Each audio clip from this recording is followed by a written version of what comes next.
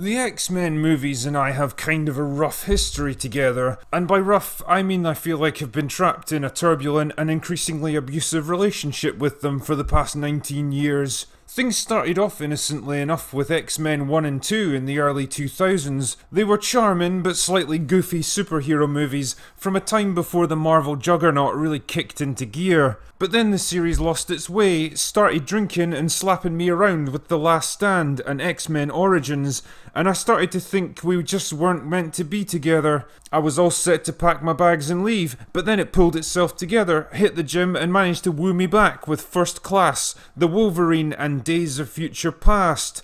Alright, I felt like we'd found our groove again and rekindled the spark. We were even experimenting with some guy named Deadpool who was a bit excitable and tried a little too hard to make people like him, but was fun to be around. But all too soon, the old demons resurfaced, and the series went on a 3-day bender and gave me the beating of my life courtesy of X-Men Apocalypse.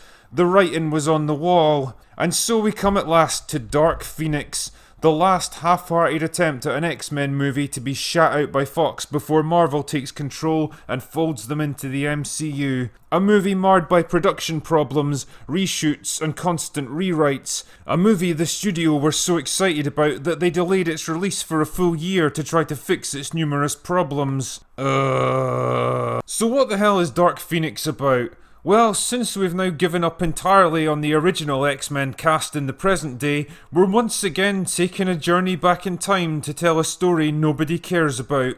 It's now 1992, even though everybody pretty much looks the same as they did in Apocalypse 8 years earlier. I also think it's pretty funny that Professor X goes from James McAvoy to Patrick Stewart in just 8 years. Whatever. So the X-Men get a distress call from a space shuttle that's been damaged by a cosmic space fart or whatever, and they all go up to rescue the astronauts, even though Nightcrawler's the only one that's actually useful in this situation. Anyway, Sansa Stark goes along with them, and she gets trapped on the shuttle and hit by the cosmic space fart, and she absorbs all the radiation into her body, and this makes her super powerful instead of dead. Where have I seen this sort of thing before? Nah, no idea. Anyway, the space fart unlocks her childhood memories that Professor X hid from her, and she starts to remember all the bad stuff she did before she learned to control her powers, like killing her parents. So she goes nuts and destroys a party for the other X-Men, and then she passes out. We've all been there, Sansa. Then she realises her dad's still alive, so she pops in to see him, and the X-Men go after her to bring her in,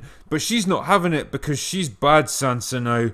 Mystique tries to talk her down, but Sansa's losing her shit and begs her to leave, and Mystique's like, nah, it'll be fine. So Sansa kills her, and then she's all sad, so she flies away to Magneto's secret island for therapy or something.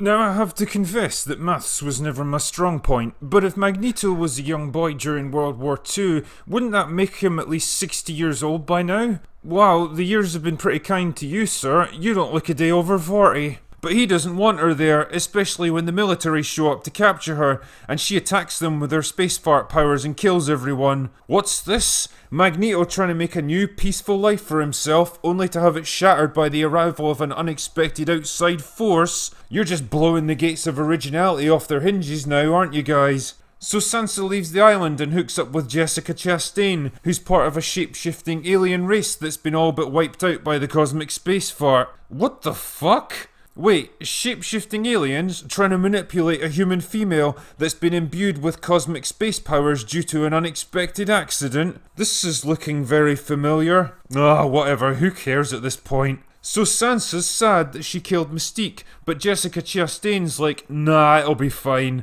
The upshot here is that basically everyone's pissed at Sansa. Magneto and his mates want revenge for destroying their island in the sun, and the X-Men see her as a threat that has to be stopped one way or the other. And in between are the humans looking for any excuse to go to war against the mutants. So guess what? They all converge in New York and they have a big rumble, and Magneto almost gets killed by Sansa's power, but then a bunch of military guys show up and arrest them all. What the fuck? So they're all put on a train to take them all to jail, but then Jessica Chastain shows up and kills the military guys and tries to suck the cosmic space fart energy out of Sansa. Wow, never saw this diabolical plan coming.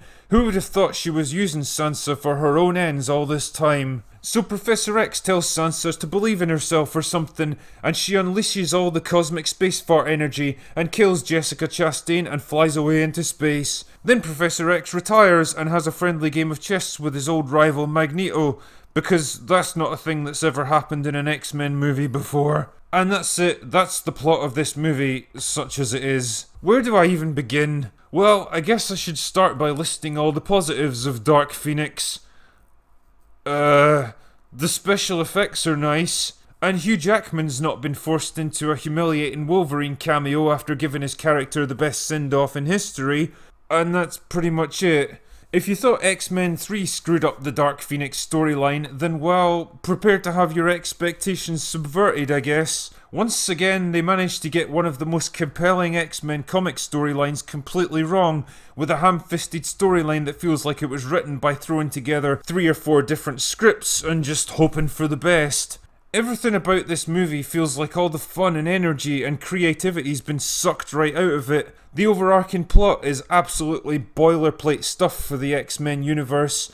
Mutants are distrusted and persecuted by humans, there's dissent within the ranks of the X-Men, and the uneasy standoff between the two groups is broken by the unexpected wildcard of the Dark Phoenix.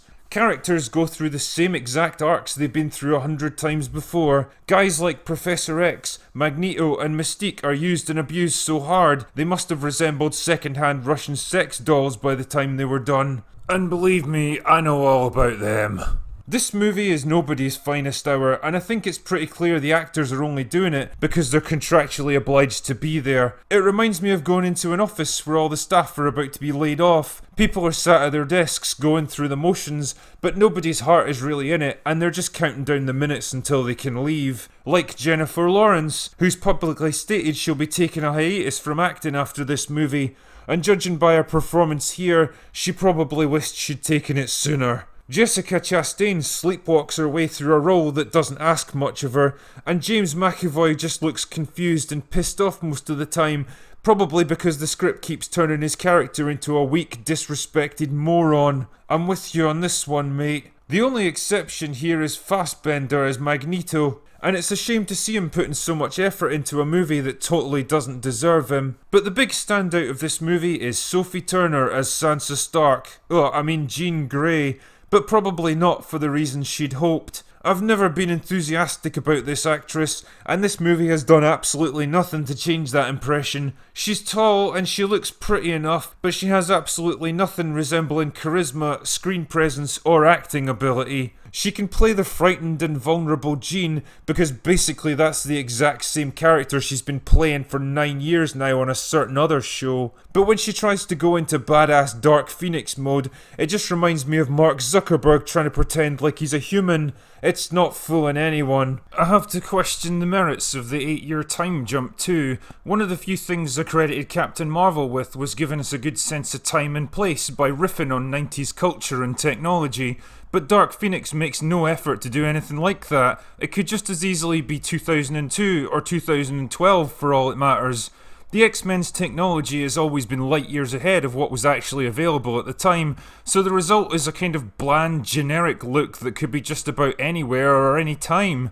It kind of reminds me of X-Men Origins, where it's supposed to be set in the 1970s, but the clothes and hairstyles and technology are totally out of sync. So my point is, why do this crazy time jump to set your movie in a specific place and time when you're not actually going to do anything with it? It just feels weird, and like I've already pointed out, the characters' ages are now completely inconsistent with the actors playing them. Do these really look like two men in their early 60s? So what are we to make of this boring, lackluster, creatively bankrupt entry into the X-Men saga? The answer is, of course, who gives a shit? It's pretty obvious Marvel are going to reboot the whole thing with new actors and storylines before they let the X-Men anywhere near the MCU, so really, there's not much point in pondering where the series could go from here.